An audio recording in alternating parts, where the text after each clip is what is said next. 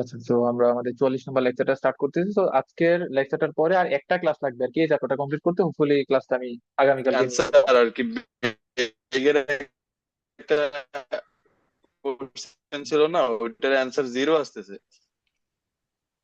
আচ্ছা, এটা জিরো কেন আসবে? তুমি এখানে হচ্ছে ভ্যালু গুলা বসাও, যে আমাদের মেইন ফর্মুলা কি ছিল, যে ইন্টেন্সিটির formula I equal 2 pi square A square F square V rho, এটাই তো ছিল। তো এখানে তুমি জাস্ট ভ্যালু গুলা বসাইবে আর কি।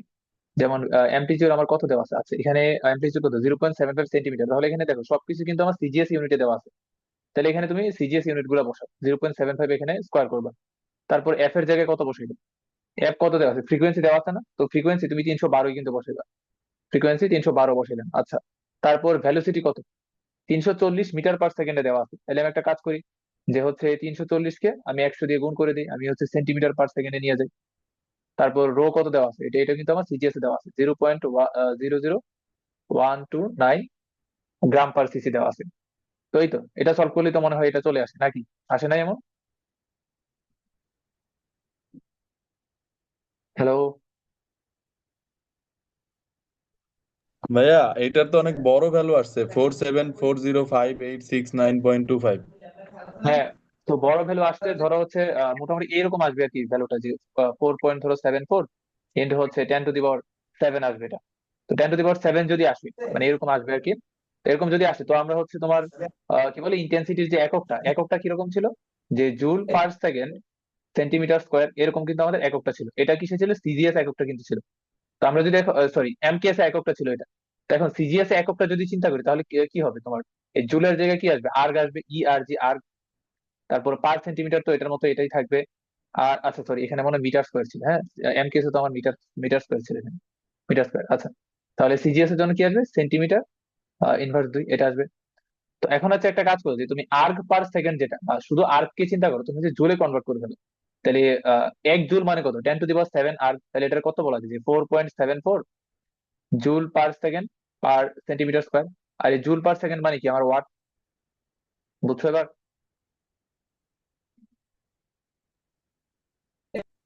জি হ্যালো? ভাইয়া, কিন্তু আমি যেভাবে করছিলাম, বা আমি তো ভাবছিলাম একটা একক দেখাইছিলাম না, ওয়াট পার মিটার স্কোয়ার, হ্যাঁ হ্যাঁ হ্যাঁ। ওইটা দিয়ে করে ফেলছি, এই জন্য মনে হয় মিলে নাই। বুঝতে পারছি ভাই এবার। আচ্ছা, ঠিক আছে। আচ্ছা, তাহলে হচ্ছে আমরা নতুন টপিক শুরু করি আজকে। আজকে হচ্ছে আমরা পড়বো টানা আগের তার। আগের একটা ম্যাথ, মানে আরেকটা ম্যাথ বাকি ছিল, যে তীব্রতার প্রথমে যে ম্যাথটা করাইছেন, তীব্রতার আগের ম্যাথটা, হ্যাঁ, এটাই। এই যে এর আগের, এর পরেরটা ভাইয়া, বেগের যেটা এর ছিল এর পরেরটা, পরেরটা। বেগের কোনটা ছিল, হ্যাঁ এটা। এখানে ভাই এই বেগের ভ্যালুটা জিরো আসছে। তো যেটা আসে ওটাই বসে দিবে আর কি। তো তাহলে বেগের ভ্যালু তোমার 0 আসছে মানে কি, সে হচ্ছে ধরো বিস্তার পজিশনে আছে কোন একটা, এরকম আর কি। তো যেটা আসে সেটাই বসে দিবে আর কি। আচ্ছা ভাই, ঠিক আছে ভাই, বুঝতে পারছি। আচ্ছা, তাহলে ডান, এতটুকু। আমরা হচ্ছে আজকে টপিক শুরু করি, সেটা হচ্ছে আমাদের টানা তার। হ্যাঁ, টানা তার এই টপিকটা বেশ গুরুত্বপূর্ণ, এখান থেকে কিন্তু কোশ্চেনও আসে।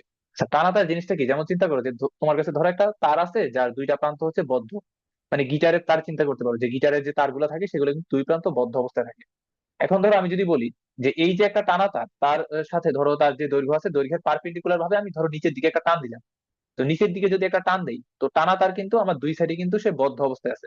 তাহলে সে কি করবে, উপরে নিচে কিন্তু আপ ডাউন করতে থাকবে, টানা তারটা আপ ডাউন করতে থাকবে, যার ফলে এখানে কিন্তু আমি একটা তরঙ্গ দেখতে পাবো। এবং এই তরঙ্গ কিন্তু তোমার অনেকটা স্থির তরঙ্গের মতোই হবে, কারণ যে প্রান্তগুলো বদ্ধ এগুলো কিন্তু আজীবন, মানে এই পয়েন্ট গুলো কিন্তু আজীবন বদ্ধ অবস্থাতেই থাকবে। জাস্ট নড়াচড়া করবে হচ্ছে এই যে উপরের যে পয়েন্ট গুলো আছে এগুলো। হ্যাঁ, তো আমি এই যে দুই যে বদ্ধ প্রান্ত সেগুলোকে আমি বলতে পারি হচ্ছে নোড। আর যে প্রান্তটা আমার সর্বোচ্চ বিস্তারে কম্পিত হতে থাকবে, সেই পয়েন্টটাকে আমি বলতে পারি হচ্ছে এখানে অ্যান্টি নোড আর কি। তো আমরা এখানে চিন্তা করি যে সাদা কালারটা হচ্ছে আমাদের একটা তার আছে, গিটারের তার চিন্তা করতে পারো, যার দুই প্রান্ত হচ্ছে বদ্ধ আছে। তো এই তারটাকে আমি যদি নিচের দিকে তার দৈর্ঘ্যের সাথে লম্বভাবে যদি একটু টান দেই, একদম মিডল পয়েন্ট বরাবর, তাহলে সে কিন্তু উপরে নিচে এভাবে কম্পিত হতে থাকবে। তো এই পজিশনটাই আর কি, মানে তার যে কম্পিত হওয়ার যে পজিশন, সেটা যেহেতু আমার এখানে গ্রিন লাইন দিয়ে দেওয়া আছে, সলিড গ্রিন লাইন আর হচ্ছে তোমার ডটেড গ্রিন লাইন দিয়ে। হ্যাঁ, তো আচ্ছা আমরা ধরে নিলাম যে তার সলিড গ্রিন লাইনটা কখন, যে যখন সে তার উপরে অবস্থান করবে, মানে সাম্য অবস্থার উপরে যখন অবস্থান করবে, তখন হচ্ছে এই সলিড যে গ্রিন লাইন আছে সেটা। আচ্ছা, তো এই তার যখন এরকম যখন আপ ডাউন করতে থাকবে, তো সে কিন্তু একটা স্থির তরঙ্গ কিন্তু তৈরি করবে। তো আমরা এখন দেখতে চাই ওই তরঙ্গটার, বা ওই টানা তারের জন্য যে তরঙ্গটা যে তৈরি হইতেছে, ওই তরঙ্গটার ফ্রিকোয়েন্সিটা কত, সেটার জন্য আমরা একটা ইকুয়েশন দেখবো এখন। আচ্ছা, তো আমরা প্রথমে আসি এখানে এবার। তো এর জন্য আমার কিছু এখানে এক্সাম্পশন ধরে নেওয়া লাগবে, যেমন হচ্ছে ধরো যে তারের যে দৈর্ঘ্য আছে, যে তারের যে লেন্থ আছে, ওয়্যার যে লেন্থ, সেটাকে আমি বললাম হচ্ছে এখানে এল। তারের যে লেন্থ আছে সেটাকে আমি বললাম হচ্ছে এখানে এল দৈর্ঘ্যের তার। এল দৈর্ঘ্যের তার। আচ্ছা, তো এখানে আমি আরেকটা জিনিস একটু ধরে নিব, সেটা হচ্ছে মিউ নামক একটা রাশি থাকবে এখানে। যে মিউকে আমরা বলবো কি প্রতি একক দৈর্ঘ্যে ভর। হ্যাঁ, তাহলে mass per unit length, mass per unit length, per unit length, মানে প্রতি একক দৈর্ঘ্যে যে ভর তাকে আমরা এই কনসেপ্টে বলবো হচ্ছে মিউ। আচ্ছা, তাহলে আমি যদি বলি যে এই তার যেটা আছে এই তারের ভরটা তাহলে কত, যে এম যদি হয় তারের মেস, তাহলে এটা কত আসবে, যে একক দৈর্ঘ্যে যে ভর আছে তার সাথে যদি আমি টোটাল লেন্থ যদি গুণ করে দিই তাহলে কিন্তু আমি তারের ভরটা পেয়ে যাবো। দ্যাট মিনস মিউ ইন্টু হচ্ছে এল, এটা কি তারের যে ভর আছে সেটা। এম ইকুয়াল হচ্ছে মিউ ইন্টু এল। আচ্ছা, এতটুকু পর্যন্ত হয়েছে। এবার আমরা একটু ফিগারটার মধ্যে ব্যাক করি। আচ্ছা, আমরা এই লেখাগুলো একটু সরাই নিই, কারণ আমাদের ফিগারটা আর একটু বড় হবে এখানে। আচ্ছা, তো এখানে এগুলা থাকুক। আচ্ছা, এবার হচ্ছে আমরা এবার ফিগারটার মধ্যে একটু আসি। ফিগারটার মধ্যে খেয়াল করো। তো এই ছিল যে আমাদের তার। আচ্ছা, তো এই তারটা দেখো যখন হচ্ছে সে উপরে নিচে যখন কম্পিত হতে থাকবে, তো আমরা কিন্তু বলতে পারি মোটামুটি যে সে হচ্ছে একটা সার্কুলার মোশন দিচ্ছে, যে সমাবস্থান থেকে সে যখন উপরে যাচ্ছে সে কিন্তু একটা অনেকটা সার্কুলার মোশনের মতো হচ্ছে। তো এখন এই অ্যান্টিনোড পজিশনে আমি যদি একটা কণা চিন্তা করি, যে ধরো অ্যান্টিনোড পজিশনে হচ্ছে একটা কণা আছে, তাহলে এই কণাটা যখন সে উপরে নিচে যখন স্পন্দিত হয়ে থাকবে, তাহলে সে কি অনেকটা ছিটকে যাওয়ার একটা প্রবণতা থাকবে। বা আমরা বলতে পারি এই তারের হচ্ছে একটা এদিক বরাবর ছিটকে যাওয়ার একটা প্রবণতা আছে, কারণ সে কিন্তু একটা সার্কুলার মোশনের মতো কিন্তু দিচ্ছে সে যখন উপরে যাচ্ছে। আচ্ছা, তো ছিটকে যাওয়ার একটা প্রবণতা যদি থাকে তাহলে হচ্ছে আমি কিন্তু বলতে পারি যে কত বল নিয়ে এসে তার ছিটকে যাওয়ার প্রবণতা আছে, সেটা হচ্ছে এম ভি স্কোয়ার ডিভাইড হচ্ছে আর। এটা কিন্তু আমরা নিউটন মেকানিক্স পড়ে আসছি। আচ্ছা, তো এখন চিন্তা করো তারের উপরে আমি একটা পয়েন্ট চিন্তা করলাম, একদম ধরো অ্যান্টিনোড পজিশনে আমি একটা পয়েন্ট চিন্তা করলাম। এই পয়েন্টে আহ তাহলে তোমার টেনশন ফোর্সের ডিরেকশন গুলো কেমন হবে? তো আমরা কিন্তু জানি স্পর্শক বরাবর হবে তার টেনশন ফোর্সের ডিরেকশন গুলো এই যে এরকম হবে। যে টেনশন ফোর্স বা টান বল যেটা, তো এইগুলো কিন্তু এরকম স্পর্শক বরাবর হবে, যে তারের একদম স্পর্শক বরাবর থাকবে এগুলো। আচ্ছা, ধরো আমি যদি একটা হরাইজন্টাল লাইন যদি চিন্তা করি এখন, যে হরাইজন্টাল লাইন তো বোঝা বেশ কঠিন হবে এখানে, কারণ অ্যাঙ্গেলটা হয়তো অনেক ছোট। আচ্ছা, আমরা এটা না, হ্যাঁ, এই যে এখানে ধরো একটা হরাইজন্টাল লাইন চিন্তা করলাম, যে অ্যান্টিনোড পজিশনে একটা আমরা একটা হরাইজন্টাল লাইন চিন্তা করলাম। আচ্ছা, তো এখন এই ট্যানজেন্ট যেগুলো আঁকাইছি আমরা বা টান বলে যে ডিরেকশন গুলো আঁকাইছি সেগুলো আমরা ধরে নিলাম এই যে এখানে হচ্ছে তোমার থিটা পরিমাণ কোণ তৈরি করে, যে থিটাটা অনেক ছোট আর কি, যে এখানে ধরো থিটা পরিমাণ কোণ তৈরি করে। তাহলে হলুদ কালার গুলো কি, এগুলো হচ্ছে আমার টেনশন ফোর্সের ডিরেকশন, যে তারের মধ্যে কি পরিমাণ টেনশন ফোর্স কাজ করতেছে। যে আমার অ্যান্টিনোড পজিশনে যখন একটা পার্টিকেল আমি চিন্তা করতেছি তখন এই পয়েন্টে কি পরিমাণ টেনশন ফোর্স কাজ করতেছে সেগুলো আমি হচ্ছে এই হলুদ কালার টেনশন লাইন দিয়ে দেখাইলাম। আচ্ছা, তো এবার চিন্তা করো যে এখানে যদি থিটা পরিমাণ অ্যাঙ্গেল তৈরি হয় তাহলে এই টেনশন ফোর্স কিন্তু আমি দুইটা উপাংশে ভাগ করতে পারবো। দুইটা উপাংশে কিন্তু লম্ব উপাংশে ভাগ করা যাবে। একটা হচ্ছে এই যে এদিক বরাবর মানে থিটা বরাবর যে উপাংশ সেটা হবে টি কস থিটার উপাংশ, আর একদম মিডল বরাবর থাকবে হচ্ছে আমাদের টি সাইন থিটার উপাংশ গুলা। ঠিক সেম এখানেও থাকবে হচ্ছে টি কস থিটার উপাংশ, আর এদিক বরাবর থাকবে হচ্ছে আমাদের টি সাইন থিটার উপাংশ গুলা। তো এখন আমরা যদি দেখি তাহলে এখানে কি থাকবে, যে টি কস থিটা এই উপাংশটা থাকবে এদিক বরাবর, আর এখানেও থাকবে টি কস থিটা এই উপাংশটা এদিক বরাবর। তো মাঝখান বরাবর কিন্তু টি সাইন থিটার দুইটা কম্পোনেন্টই কিন্তু কাজ করতেছে, তাহলে আমি কত লিখতে পারি এখানে, যে two T sine theta, two T sine theta, এটা কিন্তু লেখা যায়। আচ্ছা, তো এখন তুমি চিন্তা করো যে আমি তো অ্যান্টিনোড মানে অ্যান্টিনোডের জন্য তো হচ্ছে আমি টেনশন ফোর্সের ডিরেকশন গুলো আঁকাইলাম, তারপর হচ্ছে কম্পোনেন্টে ভাগ করলাম, তাহলে দেখো এখানে টি কস থিটা আর এখানে টি কস থিটা কিন্তু পরস্পরকে ব্যালেন্স করবে, ব্যালেন্স করবে। আচ্ছা, তো একটু আগে কিন্তু বলছিলাম যে অ্যান্টিনোড পজিশনে আমরা যদি একটা কণা যদি চিন্তা করি বা এ তারের কথাই যদি চিন্তা করি তাহলে তার কি কেন্দ্রের বাইরের দিকে হচ্ছে একটা ছিটকে যাওয়ার প্রবণতা থাকে, রাইট? এখন কেন্দ্রের বাইরের দিকে কেন ছিটকে যাইতে পারে না, কারণ তার এই যে কেন্দ্রের ভিতরের দিকে কিন্তু একটা ফোর্স কিন্তু কাজ করতেছে, সেটা কত, টু টি সাইন থিটা।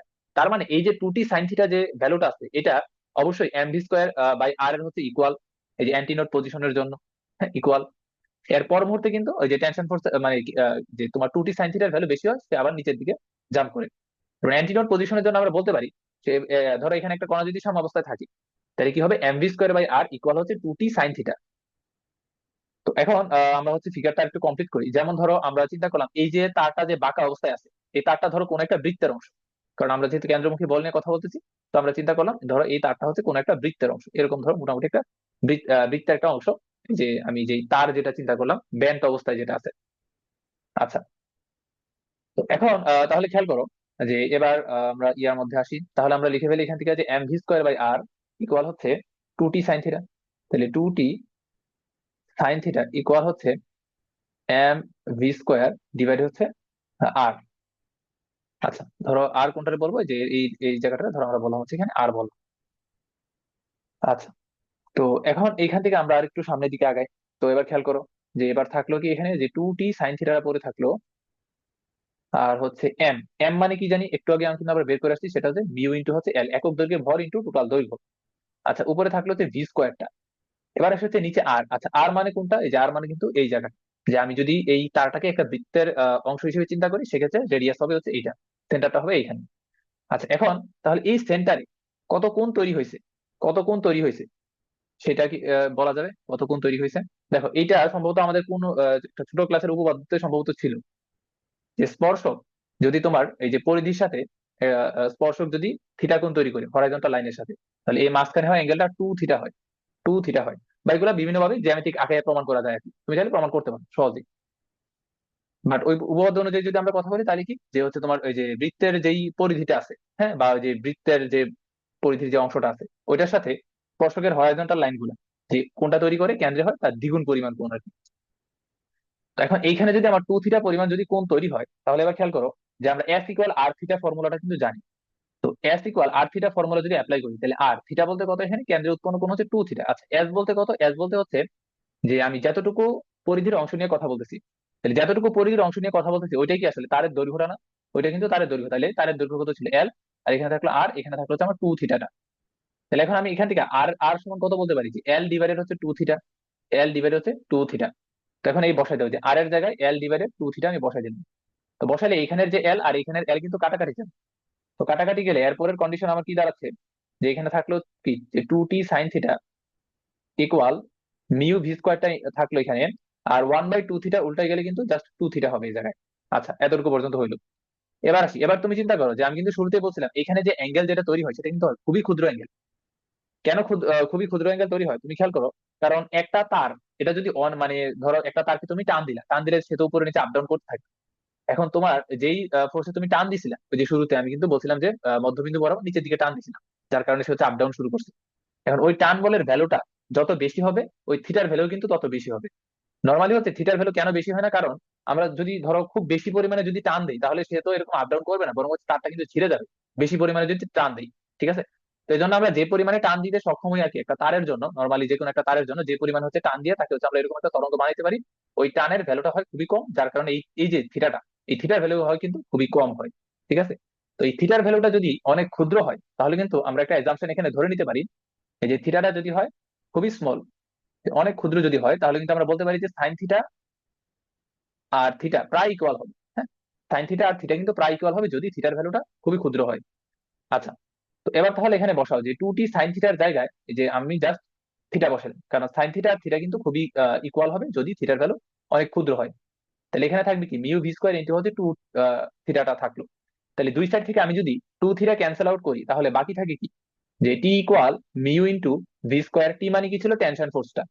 তাহলে এবার এখান থেকে খেয়াল করতো যে তারটা কত বেগে যে আপ ডাউন করতে থাকবে, তাহলে রুট ওভার টি ডিভাইডেড হচ্ছে মিউ, যেখানে টি কি টেনশন ফোর্স আর মিউ কি একক দৈর্ঘ্যে ভর। তো এই ফর্মুলাটা কিন্তু আমার একটু মুখস্থ রাখা লাগবে, যে ভি ইকুয়াল টি ডিভাইডেড হচ্ছে মিউ, যেখানে টি হচ্ছে তোমার টান বলটা, আর মিউ হচ্ছে একক দৈর্ঘ্যে ভর। হ্যাঁ, হ্যাঁ, বলো। ভাই, আমরা যে তারটাকে কি তার সাম্য অবস্থান থেকে টানে ছেড়ে দিব না, নাকি উপর থেকে হ্যাঁ, টানবো হ্যাঁ, না? এটা তো সাম্যাবস্থান থেকে, কনফিউজ। সাম্যাবস্থান থেকে, সাম্যাবস্থান থেকে টেনে যদি ছেড়ে জি দিই, জি, তাহলে কি সেটা উপরে নিচে একটা তরঙ্গ তৈরি করবে যে এরকম, বুঝছি তো?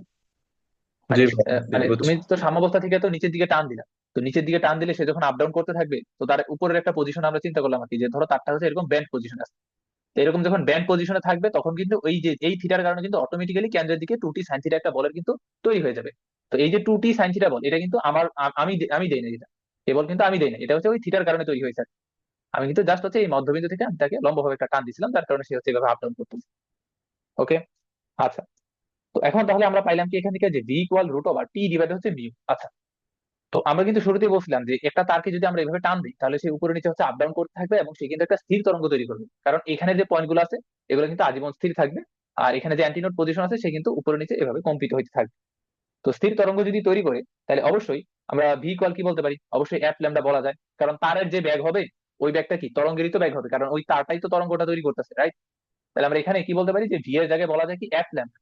তাহলে ভি ইকুয়াল বলতে পারি কি, যে আমরা F lambda equal root over T divided হচ্ছে মিউ। মিউ হচ্ছে একক দৈর্ঘ্যে ভর। তো এই পরিচয়টা কিন্তু খুবই গুরুত্বপূর্ণ, একক দৈর্ঘ্যে ভর। আচ্ছা, তো এবার এখান থেকে তুমি এফ এর ভ্যালুটা বের করো তো, যে এফ ইকুয়াল কত আসবে, যে 1/λ রুট ওভার টি ডিভাইড হচ্ছে মিউ। আচ্ছা, এতটুকু আসলো।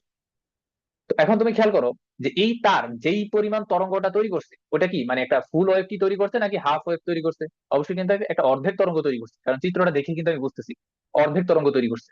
তো এমনও কিন্তু হতে পারে যে ধরো সে একটা পূর্ণ তরঙ্গ তৈরি করছে, এরকম কেসও পসিবল, এগুলো আমরা একটু পরে দেখব। তো আমাদের এই ফিগারটা অনুযায়ী আমরা কি দেখতেছি, যে এই তার যেই তরঙ্গটা তৈরি করছে সেটা কিন্তু একটা অর্ধেক তরঙ্গ তৈরি করছে, এই যে জাস্ট একটা ঢেউ। হ্যাঁ, আরেকটা ঢেউ কিন্তু নাই এসে। হ্যাঁ, জাস্ট অর্ধেক তরঙ্গ তৈরি করছে। তো এটা যেহেতু একটা অর্ধেক তরঙ্গ তৈরি করছে, তাহলে আমরা কি বলতে পারি, যে তারের যে দৈর্ঘ্যটা আছে সেটা কার সমান, λ/2 এর সমান। কারণ এই তারটা যেই তরঙ্গটা তৈরি করছে সেটা কিন্তু একটা অর্ধেক তরঙ্গ তৈরি করছে, তাহলে এই তারের দৈর্ঘ্যটা কি হবে, λ/2 হবে। তাহলে আমি এখান থেকে ল্যামডা সমান কত বলতে পারি, 2 ইন্টু তারের দৈর্ঘ্য। তাহলে এখানে আমি বসাই দিই যে ল্যামডার জায়গায় 2 ইন্টু তারের দৈর্ঘ্য। তাহলে আমরা এখান থেকে এফ ইকুয়াল কত পাইলাম, যে 1/12 রুট ওভার টি ডিভাইড হচ্ছে মিউ। তো এই ফর্মুলাটাও কিন্তু আমার মনে রাখা লাগবে এখান থেকে, এই ফর্মুলাটা হচ্ছে এখানে মনে রাখা লাগবে। 1/12 root over T by mu, এই একটা কি, একটা কিন্তু আসলে ফ্রিকোয়েন্সিটা ছিল যেটা আমাদের বের করার উদ্দেশ্য ছিল। ঠিক আছে। তো এখন দেখো যে এখন তোমার এখানে দেখো তো লুপ তৈরি হয়েছে কয়টা, যে তারের দৈর্ঘ্য যখন λ/2 হয়, হ্যাঁ তারের দৈর্ঘ্যটা যখন λ/2 হয় তখন লুপ তৈরি হয়েছে কয়টা। লুপ বলতে কি, ওই যে তোমার যে তারের যে ইয়াটা ছিল, যে কি বলে সবুজ কালার যে সলিড লাইনটা ছিল আর সবুজ কালার যে ডটেড লাইনটা ছিল, এটা মিলেই তো একটা লুপ তৈরি করছে না এখানে। এখানে তো একটা লুপ তৈরি করছে, তাই এখানে লুপ কয়টা আছে, একটা আছে। এর জন্য কিন্তু তোমার এই যে 12 এর উপরে কিন্তু 1 হয়েছে। তো এখন তুমি ইমাজিন করে নাও যে এখানে একটা লুপ তৈরি হয়ে না একটা লুপ না থাকে, যদি অনেকগুলো লুপ থাকতো, ধরো এন সংখ্যক লুপ যদি থাকতো, এখন এন সংখ্যক লুপ কিভাবে থাকতে পারে সেটা আমরা একটু পরে দেখবো। তো আপাতত তুমি ধরে নাও এখানে একটা লুপ না থাকে, ধরো পাশাপাশি হচ্ছে এরকম এরকম ধরো আরো কয়েকটা লুপ আছে। এন সংখ্যক লুপ যদি থাকতো, সেক্ষেত্রে আমাদের ফর্মুলাটা কি কি কিরকম আসতো, যে F equal n/12 root over T by mu, যেখানে এই এনটা কি জিনিস, এন যে আমি যেখানে ক্যাপিটাল এন লিখছি, এটা এটা হচ্ছে এখানে লুপ নাম্বার, যে কয়টা লুপ তৈরি হবে, লুপ নাম্বার কয়টা লুপ তৈরি হবে সেটাই হচ্ছে এখানে ক্যাপিটাল এনটা। তো এখন কয়টা লুপের কনসেপ্টটা কিরকম হবে সেটা আমরা একটু পরে দেখবো। তো আমরা তো এখানে কি দেখতেছি, একটা লুপ, এর জন্য আমাদের 12 এর উপর কিন্তু 1 আসছে। তো এরকম লুপ যদি এন সংখ্যক হইতো, তাহলে আমার ফর্মুলা আসতে হচ্ছে n/12 root over T by হচ্ছে মিউ, যেখানে মিউ একক দৈর্ঘ্যে ভর, টি হচ্ছে তোমার ওই যে যে তারটা নিয়ে আমরা চিন্তা করতেছি সেটা, তারের টেনশন ফোর্স, আর এফ হচ্ছে এই তারটা কত কম্পাঙ্কে হচ্ছে তরঙ্গটা তৈরি করতেছে। আর এখানে যে এল আছে, তুমি এখানে ছোট এল বা বড় এল যাই চিন্তা করো একই। এটা হচ্ছে কি তারের দৈর্ঘ্যটা। তো এতটুকু পর্যন্ত কি কনসেপ্টটা ক্লিয়ার হয়েছে? জি ভাই। এতটুকু পর্যন্ত ক্লিয়ার। আচ্ছা, এরপর হচ্ছে আমরা ইয়ার কনসেপ্টটা ক্লিয়ার করে আসি। এই যে দেখো, এই চিত্রটা দিয়ে কিন্তু আমরা প্রমাণটা একটু আগে দেখে আসছি, যখন আমাদের লুপ নাম্বার একটা ছিল, যে দুইটা নোডের মাঝখানে আমার লুপটা তৈরি হইতো। তো এখন চিন্তা করো যে তারের মধ্যে কোনোভাবে যদি আমি এইরকম যদি হয় তার, এই যে নীল কালার, এবার হচ্ছে নীল কালার তারটা চিন্তা করো, যে ধরো তার হচ্ছে কোনোভাবে এরকম তরঙ্গ দিচ্ছে। এখন এরকম তরঙ্গ কিন্তু তৈরি করা যায়, যে তুমি তারের মধ্যে টেনশন ফোর্সের ভ্যালু চেঞ্জ করে বা টেনশন ফোর্সের পজিশন চেঞ্জ করে বিভিন্ন যন্ত্রের মাধ্যমে কিন্তু আমি তারের মধ্যে এরকম তরঙ্গ কিন্তু তৈরি করতে পারি, যে একটা পূর্ণ তরঙ্গ তৈরি করা যায়। আবার এরকম অনেকগুলো তরঙ্গ মানে অনেকগুলো রূপও কিন্তু তৈরি করা যায়। ঠিক আছে। তো আমরা কিন্তু এই প্রথমটার জন্য প্রমাণটা দেখছিলাম, যেখানে আমরা কি বলছিলাম, যে লুপ ছিল একটা, যার কারণে ওই যে 12 এর উপরে কিন্তু 1 আসছে। এখন লুপ যদি হয় অনেকগুলো হয়, যেমন ধরো এই যে এই কন্ডিশনে লুপ কয়টা, দুইটা কিন্তু, লুপ কিন্তু দুইটা। তাহলে এই কন্ডিশনের জন্য আমার ফ্রিকোয়েন্সির ইয়াটা ফর্মুলাটা তাহলে কি আসতো, যে F equal 2/2l root over T by হচ্ছে মিউ, এরকম আসতো। এই কন্ডিশনটার জন্য আমার ফ্রিকোয়েন্সির ফর্মুলাটা কি আসতো, যে তিনটা লুপ আছে, এই যে তিনটা লুপ, এখানে একটা লুপ, এইখানে একটা লুপ, এইখানে একটা লুপ, তিনটা লুপ আছে। তাহলে তিনটা লুপের জন্য ফর্মুলা কি আসতো, যে 3/12 root over T by mu, এরকম আসতো আর কি ব্যাপারটা।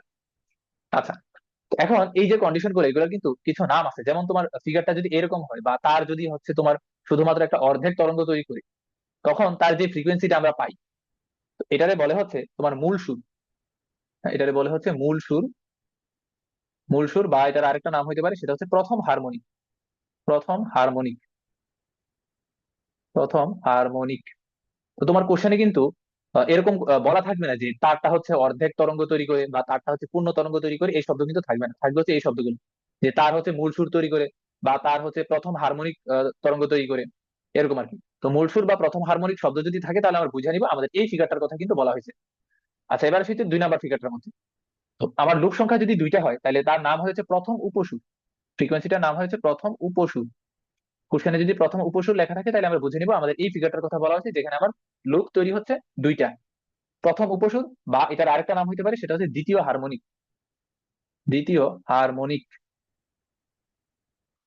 আচ্ছা, এবার আসে হচ্ছে 3 নাম্বারটার মধ্যে। 3 নাম্বারটা হচ্ছে আমাদের ঠিক সেম, যে দ্বিতীয় উপসুর বা হচ্ছে তৃতীয় হারমোনিক। যদি তিনটা লুপ যদি তৈরি হয়, দ্বিতীয় উপসুর বা হচ্ছে তৃতীয় হারমোনিক। হারমোনিক ধরো হচ্ছে 4টা লুপ যদি তৈরি হইতো, সেক্ষেত্রে নাম কি হইতো? তৃতীয় উপসুর বা হচ্ছে চতুর্থ হারমোনিক, এই টাইপের শব্দগুলো আর কি। তো এগুলোর মধ্যে কিন্তু প্যাচ থাকে না। হ্যাঁ, একটা হচ্ছে মূল সুর আর একটা হচ্ছে প্রথম হারমোনিক। প্রথম উপসুর দ্বিতীয় হারমোনিক, দ্বিতীয় উপসুর তৃতীয় হারমোনিক, ঠিক আছে? তো এক্সামে আসলে এই 3টার মধ্যে থেকে আসে আর কি। আর কোশ্চেনে যদি কোনো কিছু মেনশন করা না থাকে, সেক্ষেত্রে আমরা মূল সুরটা ধরেই ম্যাথে আগাই আর কি, যে কোনো কিছু যদি বলা না থাকে। আচ্ছা, এখন এখান থেকে আরেকটা ব্যাপার খেয়াল করো, যে প্রত্যেকটা লুপ কিন্তু আমার λ/2 দৈর্ঘ্যে কিন্তু গঠিত হইতেছে। যেমন এই প্রথম চিত্রটার জন্য যদি খেয়াল করি, যে প্রথম চিত্রটা কিন্তু অর্ধেক একটা তরঙ্গ। হ্যাঁ, অর্ধেক তরঙ্গ, মানে কি λ/2। λ/2 এর মধ্যে কিন্তু আমার একটা লুপ তৈরি হয়েছে। দ্বিতীয়টার মধ্যে যদি খেয়াল করি, যে দ্বিতীয় তারের যে কম্পনটা আছে, এই কম্পনে কিন্তু আমি দেখতেছি যে একটা পূর্ণ তরঙ্গ তোমার 2টা লুপ তৈরি করতেছে। তার মানে প্রত্যেকটা লুপ কতটুকু অংশের জন্য গঠিত হইতেছে? λ/2 দৈর্ঘ্যের জন্য। আচ্ছা, ঠিক সেম তৃতীয়টার মধ্যে কিন্তু, যে ধরো এখান থেকে এতটুকু পর্যন্ত আমার যদি একটা যদি হয়, হ্যাঁ, একটা তরঙ্গ যদি চিন্তা করি, যে 2টা লুপ নিয়ে কিন্তু আমার একটা তরঙ্গ হয়, ঠিক আছে? তাহলে প্রত্যেকটা লুপের জন্য কতটুকু অংশ বরাদ্দ আছে তরঙ্গ দৈর্ঘ্যে? λ/2 করে কিন্তু, ঠিক আছে? তো 3টা লুপ নিয়ে কিন্তু একটা তরঙ্গ হয়, একটা তরঙ্গ হবে হচ্ছে তোমার 2টা লুপ নিয়ে, ঠিক আছে? আচ্ছা, তাহলে আমরা এখান থেকে একটা কন্ডিশন লিখতে পারি, সে হচ্ছে প্রত্যেকটা লুপ λ/2 অংশে গঠিত হবে। যে প্রতিটি লুপ λ/2 অংশে গঠিত হবে, অংশে গঠিত হবে, ঠিক আছে? তো এতটুকু পর্যন্ত আশা করি ক্লিয়ার। তো আবারও বলতেছি, ম্যাথে কিন্তু আমার বলা থাকবে না যে তারের কতটুকু অংশ হচ্ছে, বা তার হচ্ছে কি তোমার কিরকম টাইপের তরঙ্গ তৈরি করছে, এটা কিন্তু বলা থাকবে না। বলা থাকবে হচ্ছে এই শব্দগুলা। এই শব্দগুলা থেকে তোমার কিন্তু বোঝা লাগবে যে এখানে কয়টা লুপ তৈরি হয়েছে। আচ্ছা, তো এতটুকু পর্যন্ত আশা করি ক্লিয়ার। আমরা হচ্ছে এই যে আগের টপিকটা আসি। আচ্ছা হ্যাঁ, এটা তো কমপ্লিট হয়েছিল, এবার এটার মধ্যে আসি। যে টানা তারে আর কম্পনের যে সূত্র বলি, তাহলে আমরা যে যে সূত্রটা পাইলাম, এই সূত্রটা কিন্তু কতগুলো ভেরিয়েশন হইতে পারে। যেমন আমরা নর্মালি কোন সূত্রটা পাইছিলাম, যে এফ ইকুয়াল ধরো, ধরো যে আমরা ওই যে কোনো কিছু মেনশন করা না থাকলে আমরা কি ওই যে অর্ধেক যেটা তৈরি হয়, মানে প্রথম যে ফিগারটা ছিল, সেটা নিয়ে আমরা ধরো কথা বলি। ধরো 1/12 ছিল, আর √T/, হচ্ছে ইউ ছিল এখানে। তাহলে এটা কি ছিল আমাদের যে ফর্মুলাটা ছিল, ফ্রিকোয়েন্সি যে ফর্মুলাটা। তো এখন দৈর্ঘ্যের সূত্র, হ্যাঁ, এটা ভাঙিয়ে কিন্তু আমরা কতগুলো সূত্র বানাইতে পারি। যেমন ধরো দৈর্ঘ্যের সূত্রতে আমরা কি দেখতেছি, যে তারের দৈর্ঘ্যের সাথে ফ্রিকোয়েন্সিটা কিভাবে সম্পর্কযুক্ত? ব্যস্তানুপাতে কিন্তু সম্পর্কযুক্ত। তার মানে ফ্রিকোয়েন্সি প্রপোর্শনাল হচ্ছে 1/L, যে তারের দৈর্ঘ্যের সাথে ফ্রিকোয়েন্সিটা ব্যস্তানুপাতিক ভাবে সম্পর্কযুক্ত। আচ্ছা, তো এখন ধরো আমি যদি একটা গ্রাফ যদি ড্র করি, লাইক হচ্ছে এরকম একটা গ্রাফ, এটা ধরো ওয়াই এক্সিস, এটা হচ্ছে আমার এক্স অক্ষ। তো এই গ্রাফের ধরো ওয়াই অক্ষ বরাবর আমি রাখলাম, এটা হচ্ছে আমার ওয়াই অক্ষ, আর এটা হচ্ছে ধরো এক্স অক্ষ। ওয়াই অক্ষ বরাবর ধরো রাখলাম হচ্ছে 1/L, আর এক্স অক্ষ বরাবর রাখলাম হচ্ছে ধরো ফ্রিকোয়েন্সিটা রাখলাম। তাহলে আমার গ্রাফটা কিরকম হবে? মূল বিন্দুকে আমি একটা সরল রেখা, সমানুপাতিক সম্পর্ক যেহেতু, মূল বিন্দুকে আমি একটা সরলরেখা হবে। আচ্ছা, তো ধরো এই সরলরেখাটা এখানে থিটা কোণ তৈরি করছে। তাহলে এই যে সরলরেখা, তার ঢাল যদি বলি, যে ঢাল বা স্লোপ কত আসবে? m = tan θ আসবে। আচ্ছা, আবার এখান থেকে খেয়াল করতো, যে এখানে tan θ সমান আবার কত বলা যায়? এই যে এই ইকুয়েশনটা থেকে আমরা একটু ঢালটা বের করা ট্রাই করি তো। যে আমার গ্রাফ যদি, হ্যাঁ, তোমার হচ্ছে 1/L ভার্সেস এফ গ্রাফ যদি হয়, সেক্ষেত্রে তুমি এখান থেকে একটু ক্যালকুলেশন করে দেখো যে ঢালটা কত হয়। তো এখান থেকে দেখো, তুমি 1/L টারে এখানে নিয়ে আসো, যে 1/L টারে আমি আলাদা করি, তাহলে বাকি পার্টটা কি দাঁড়াইতেছে? যে 2টা থাকবে হচ্ছে এখানে, তারপর হচ্ছে এফ তো থাকলো এখানে, T/μ ওই সাইডে গেলে μ/T হয়ে যাবে, μ/T হয়ে যাবে। তাহলে আমি গ্রাফ আঁকাইছি কার কার মধ্যে? এই যে 1/L এর মধ্যে, 1/L, আর হচ্ছে এই ফ্রিকোয়েন্সির গ্রাফটা আঁকাইছি। তাহলে y = mx অনুযায়ী আমার তাহলে স্লোপটা তাহলে কত হইতেছে এখান থেকে? স্লোপ তাহলে আসতেছে হচ্ছে 2√μ/T, 2√μ/T, এটা কিন্তু আসতেছে আমার কি স্লোপটা। তাহলে tan θ আমি কত বলতে পারি? 2√μ/T। তো এই টাইপের এমসিকিউ কিন্তু এক্সামে আসতেই পারে, যে বলবে যে 1/L ভার্সেস এফ, হ্যাঁ, গ্রাফের লেখচিত্রে তোমার ঢালটা কত হবে? যে 2√μ/T। এগুলো আশা করি ইজিলি বের করা যায়। আচ্ছা, এবার আসে হচ্ছে টানের সূত্র। টানের সূত্রতে কি বলছে, যে আমরা কি দেখতেছি, যেখানে ফ্রিকোয়েন্সিটা টানের সাথে কিভাবে সম্পর্কযুক্ত? বর্গমূলের সমানুপাতিক, কিন্তু বর্গমূলের সমানুপাতিক। তাই আমরা কি বলতে পারি, যে এফ প্রপোর্শনাল হচ্ছে √T, যে তারে যে পরিমাণ টান সৃষ্টি হবে সেটার সাথে ওই তার যে তরঙ্গটা তৈরি করতেছে সেটার ফ্রিকোয়েন্সিটা হচ্ছে বর্গমূলের সমানুপাতিক ভাবে সম্পর্কযুক্ত। আচ্ছা, তো বর্গমূলের সমানুপাতিক ভাবে সম্পর্কযুক্ত হয়। ধরো তোমাকে বললো হচ্ছে যে তুমি এই অ্যাপটাকে রাখবা হচ্ছে ওয়াই এক্সিস বরাবর, আর √T কে রাখবা হচ্ছে এক্স অক্ষ বরাবর। তাহলে এইখান থেকে তুমি যে গ্রাফটা পাইবা, আমি আর গ্রাফটা ড্র করতেছি না, এটা ইজিলি মূল বিন্দু আমি সরলরেখা হবে। এই গ্রাফের ঢালটা তাহলে কত হবে? এটা ধরো আমাকে বের করতে বলবে, যে এফ ভার্সেস √T, এই গ্রাফের ঢালটা কত হবে। তাহলে তুমি এই যে এই ইকুয়েশন থেকে তুমি ঠিক সিমিলার ওয়েতে এফ ভার্সেস টি এর দেখো তো ঢালটা কত হয়, ডেল স্লোপটা দেখো কত হয়। যে এফ আর রুট ওভার টি কে আমি আলাদা করে রাখলাম, তাহলে কত আসলো, যে উপরে থাকলো রুট ওভার মিউ আর নিচে থাকলো কত, আচ্ছা উপরে না তো, নিচেই তো, আচ্ছা তাহলে স্লোপটা কত আসবে, 1 divided 2L root over mu. হ্যাঁ, এটাই তো হইতেছে ঢালটা। এই যে আমি যদি রুট ওভার টি কে যদি আলাদা করে নিই, তাহলে বাকিটা কিন্তু আমার ঢালের অংশ হয়ে যাবে, তাহলে 1/2L রুট ওভার মিউ, এটাই হবে ঢাল। তো এটা এমসিকিউ দিতে এবার এক্সাম। আচ্ছা, তো এখানে আমরা যে বললাম যে সমানুপাতিক, তো সমানুপাতিক হওয়ার সাথে আরো কিছু কিন্তু কন্ডিশন আছে, যেমন ধরো এই এফ যদি 1/L এর সমানুপাতিক যদি হয়, তো এখানে কিন্তু আমার টি আর মিউ যেটা, সেগুলো কিন্তু স্থির থাকা লাগবে, এদের ভ্যালু চেঞ্জ হওয়া যাবে না, তখন কিন্তু হচ্ছে আমার এফ প্রপোর্শনাল 1/L হবে। আবার F proportional root over T যখন বলতেছি, সেখানে কিন্তু তোমার তারের দৈর্ঘ্য আর হচ্ছে একক দৈর্ঘ্যে ভর, এগুলো কিন্তু ফিক্স থাকা লাগবে, এগুলো চেঞ্জ হলে কিন্তু আবার সূত্রটা কিন্তু হবে না। ঠিক আছে, তাহলে F proportional root over T যখন বলতেছি, তার মানে হচ্ছে আমার তারের দৈর্ঘ্য আর একক দৈর্ঘ্যে যে ভর আছে, সেটা অবশ্যই এখানে স্থির থাকা লাগবে, তাহলে আমি বলতে পারবো যে F proportional root over T. তো এই ছিল আর কি আমাদের দৈর্ঘ্যের সূত্র আর হচ্ছে টানের সূত্র। তো এখান থেকে এমসিকিউ যদি একটু এক্সট্রিম কন্ডিশনের এমসিকিউ দিতে চাই, তাহলে দিবে আর কি, ধরো এরকম একটা গ্রাফ দিয়ে দিবে, দিয়ে বলবো যে থিটার ভ্যালু বের করো। তো এখানে প্রয়োজনীয় ইনফরমেশন আমরা দিয়ে দিবে, তো থিটার ভ্যালু এরকম এমসিকিউ দিতে পারে বা এডমিশনে রিটেনে আসতে পারে এগুলো। ঠিক আছে, তো এমসিকিউর জন্য এগুলো একটু মনে রাখবা, যে ধরো যে কোনো টাইপের গ্রাফই দেখ, ধরো আমার কি বলছে, যে ধরো 1/L ভার্সেস এফ গ্রাফ, অথবা ধরো এফ ভার্সেস 1/L গ্রাফ, যে যে কোনো টাইপের গ্রাফই দেখ, আমি যদি ঢালটা যদি বের করতে পারি তাহলে পারা যাবে।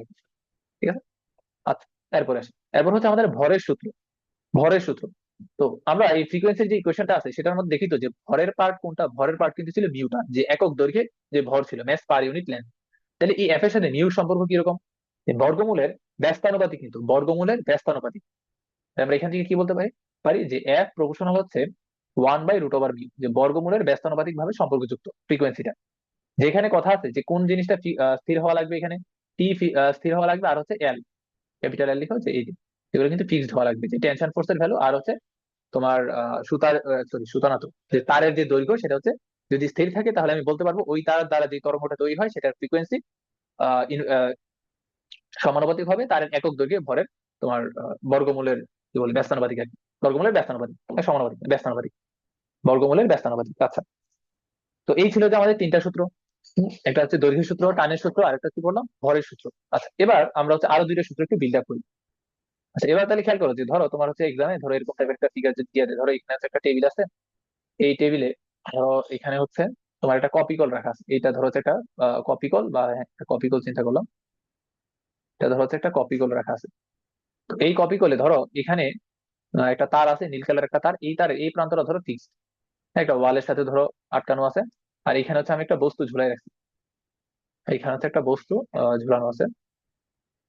আচ্ছা, তো এখন যদি বলি যে এই যে তার আছে, এই তারে টেনশন ফোর্সের ডিরেকশনটা কোন দিক বরাবর, এই দিক বরাবর, এটা ধরো টেনশন ফোর্সের ডিরেকশন, টেনশন ফোর্সটা টি।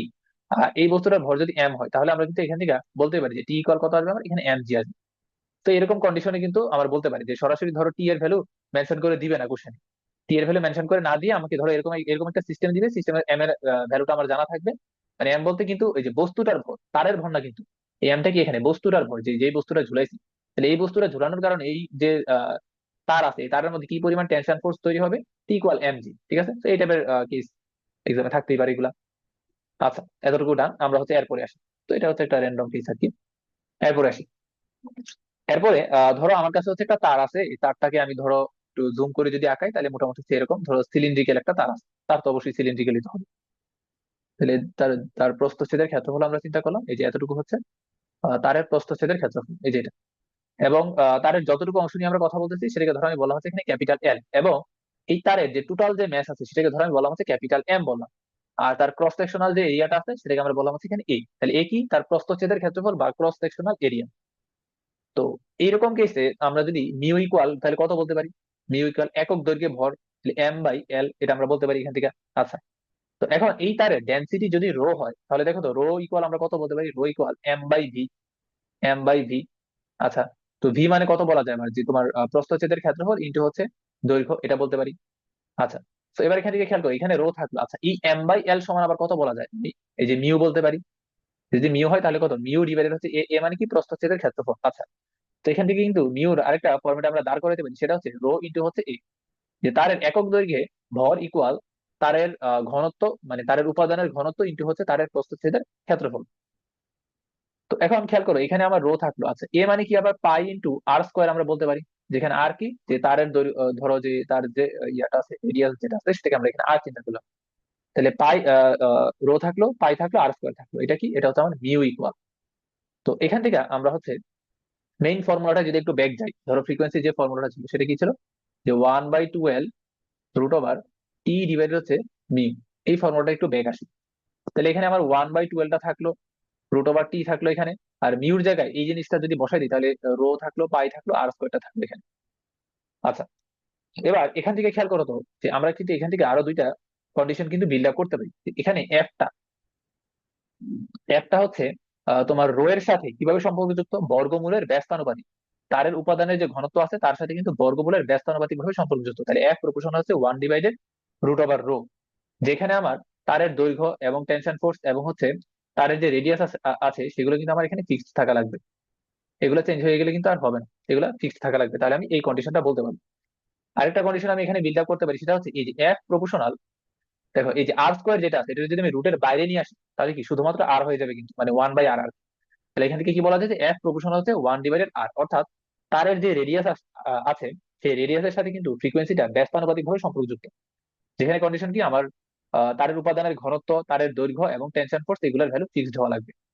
এগুলোর ভ্যালু যদি ফিক্সড হয়, তাহলে আমি বলতে পারবো যে ফ্রিকোয়েন্সি প্রপোর্শনাল হচ্ছে 1/r। যেখানে আরটা কি, যে আমি যেই তার নিয়ে কথা বলতেছি সেই তারের ব্যাসার্ধটা, সেটা হচ্ছে এখানে আর। এতটুকু পর্যন্ত কি বুঝছি আজমাইন? জি ভাইয়া, বুঝছি। আচ্ছা, তো আমাদের মোটামুটি হচ্ছে টানা তার যেটা আছে সেটার থিওরি মোটামুটি কমপ্লিট। এখন চলো আমরা কিছু ম্যাথ প্রবলেম দেখি, তাহলে হচ্ছে হয়ে যাবে। আচ্ছা, এটা তো দেখানো হয়েছে। আচ্ছা, এবার দেখো এই ম্যাথ, এগুলো নর্মালি এমসিকিউ এর জন্য গুরুত্বপূর্ণ এই ম্যাথ গুলা। দেখো কি বলছে, নির্দিষ্ট দৈর্ঘ্যের একটি তার নির্দিষ্ট বল দ্বারা টানা আছে। আচ্ছা, যদি টান বল 4 গুণ এবং একই সাথে তারের দৈর্ঘ্য যদি দ্বিগুণ করা হয়, তবে কম্পাঙ্কের কিরূপ পরিবর্তন হবে। তার মানে এইগুলো কিন্তু তোমার এমসিকিউ টাইপের প্রবলেম। এগুলো দেখো এক লাইনে কিভাবে সলভ করতে হবে। তো দেখো এখানে এই যে এফ, এফ এর মেইন ফর্মুলা কি ছিল। আচ্ছা, এখানে কোশ্চেনে কিন্তু কোথাও কোনো কিছু বলা নাই, যেমন হচ্ছে তোমার তারটা কি, মানে কতটুকু তরঙ্গ তৈরি করতেছে, অর্ধেক তরঙ্গ নাকি হচ্ছে ওই যে তোমার এইগুলা আর কি। যে কিছু কিন্তু মেনশন করা নাই। তো কিছু যদি মেনশন করা না থাকে, আমরা কি ধরে নিব, মূল সুর বা হচ্ছে প্রথম হারমোনি, এটা আমরা ধরে নিব। তাহলে আমাদের ফর্মুলা অনুযায়ী আমরা কি লিখতে পারি, যে 1/12, তাহলে F equal 1/12 root over T divided হচ্ছে মিউ। যেখানে মিউ কি ছিল, একক দৈর্ঘ্যে ভর, আর টি ছিল টেনশন ফোর্স।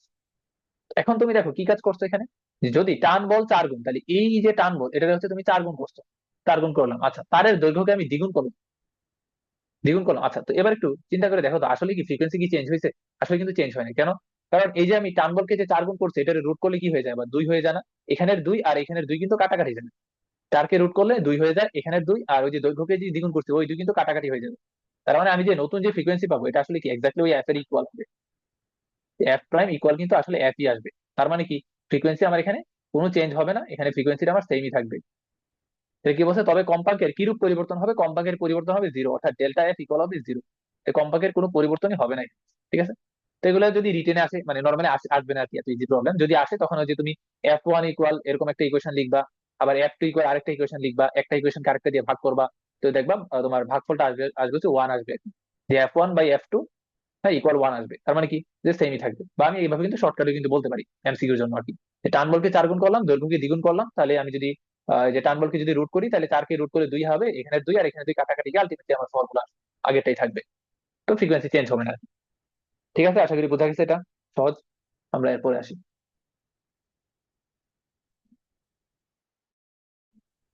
আচ্ছা, এরপরটা দেখো কি বলা হয়েছে, যে 100 সেন্টিমিটার দৈর্ঘ্যের এবং 8 গ্রাম ভরের একটা তার 4 কেজি ওয়েট বলে টানা অবস্থায় 35 হার্টজ কম্পাঙ্কের মূল সুরে কাঁপতে থাকে। এই যে দেখো কোশ্চেনে কিন্তু বলে দিচ্ছে মূল সুর। মূল সুর মানে কি, ওই যে তোমার তারটা হবে কি, তারের দৈর্ঘ্য হবে λ/2 আর কি। এই যে প্রথম যে ফিগারটা ছিল, এই যে প্রথম ফিগারটা, এটা কিন্তু মূল সুরের ফিগারটা। আচ্ছা, বলছে কি মূল সুরে কাঁপতে থাকে। তারের প্রস্থচ্ছেদের ক্ষেত্রফল যদি 1 মিলিমিটার স্কোয়ার হয়, তাহলে তারের উপাদানের ঘনত্ব এবং তারের সৃষ্ট তরঙ্গের বেগ নির্ণয় করো। তোমাকে এখানে তারের উপাদানের ঘনত্ব, দ্যাট মিনস ডেনসিটি বের করতে বলছে, এবং তরঙ্গের বেগটা কত সেটাও বের করতে বলা হয়েছে। তো দেখো যে তারের যে দৈর্ঘ্য সেটা কিন্তু আমার এখানে বলে দিছে, যে তারের দৈর্ঘ্যটা কত, 100 সেন্টিমিটার, বা আমি যদি বলি এখানে 1 মিটার। তারের দৈর্ঘ্য হচ্ছে এখানে 1 মিটার। আচ্ছা, এত বলে টানা অবস্থা আছে, এত বলে টানি মানে কি, যে তারের নিচে হচ্ছে আমি 4 কেজি ভরের একটা বস্তু ঝুলাই দিছি। তাহলে ওই 4 কেজি ভরের বস্তুর যে ওজনটা আছে, সেটাই এখন আমার তারে টান বলের যোগানটা দিচ্ছে আর কি, যে 4 কেজি হয়। তাহলে আমার এখানে টেনশন ফোর্সের ভ্যালুটা কত আসবে, 4 × 9.8। 4 × 9.8 নিউটন, এটা হচ্ছে আমার টেনশন ফোর্সের ভ্যালুটা।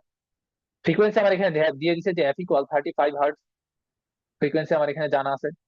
মূল সুরে কাঁপতে থাকে, প্রস্থচ্ছেদের ক্ষেত্রফল আছে এই কল তাহলে কত দেওয়া আছে, যে tan−6 metre square, millimetre square যেহেতু দেওয়া আছে, এটা দেওয়া আছে। আচ্ছা, তো এখন তুমি হচ্ছে সরাসরি ফর্মুলা অ্যাপ্লাই করো, যে আমরা ফর্মুলা কি জানি, F = 1/2L√T ডিভাইডেড হচ্ছে কি মিউ। তো মিউর একটু আগে কিন্তু আমরা একটা ফর্মুলা দেখে আসছি, সেটা কি ছিল, এই যে এখানে, এই যে μ = ρ × a, যে তারের উপাদানের ঘনত্ব ইন্টু প্রস্থচ্ছেদের ক্ষেত্রফল। তাহলে এবার হচ্ছে তুমি এখানে একটা কাজ করো, যে এখানে তুমি আলাদা ভাবে দেখানোর দরকার নেই এখানে। তাহলে এখানে এই যে মিউ যেটা আছে, এই মিউর জায়গায় কত বসে দিবা, রো বসে দিবা ইন্টু হচ্ছে এ বসে দিবা। তাহলে দেখো সবকিছুর ভ্যালু আমি জানি, এফ এর ভ্যালু জানি, আমি এল এর ভ্যালু জানি, টেনশন ফোর্সের ভ্যালু জানি, প্রস্থচ্ছেদের ক্ষেত্রফলও কিন্তু জানি। তো এটা সলভ করে তুমি এখান থেকে রো পাই যাবে, kg/m³ উপাদানের ঘনত্ব চলে আসলো। আর বের করতে বলছি কি, সৃষ্ট তরঙ্গের বেগ।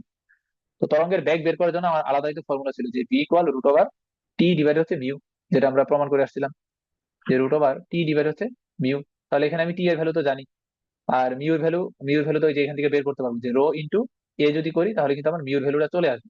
হ্যাঁ, মিউর ভ্যালু কিন্তু চলে আসবে এখান থেকে। মিউর ভ্যালু বসাই দিবে, যে রো তো আমি এখান থেকে বের করছি, রো এর সাথে এ গুণ করলে মিউটা চলে আসবে। তার মানে এখান থেকে যে তারটা যেই তরঙ্গে কাঁপতেছে, ওই তরঙ্গটার ভ্যালোসিটি আমি ইজিলি বের করতে পারবো। বুঝলেন, বুঝছি এটা?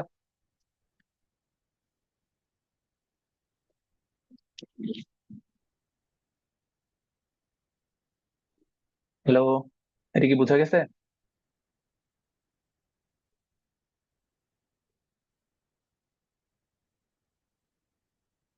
হ্যালো। হ্যাঁ হ্যাঁ হ্যাঁ, শোনা যাচ্ছে এখন। এটা কি বুঝতে পারছো? জি ভাই জি ভাই আচ্ছা, বুঝতে পারছি তাহলে ভাই। হচ্ছে এরপরে আসি।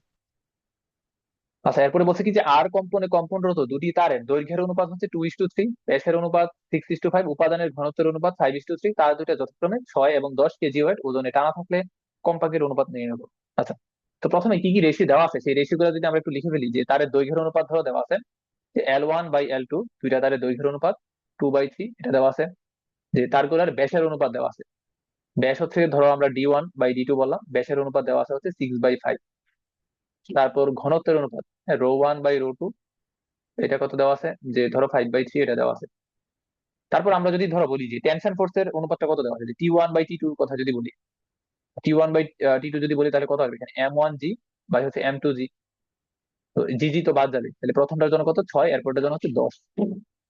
তাহলে 2 দিয়ে যদি ভাগ করি তাহলে এখানে আসবে 3, আর এখানে আসবে হচ্ছে 5।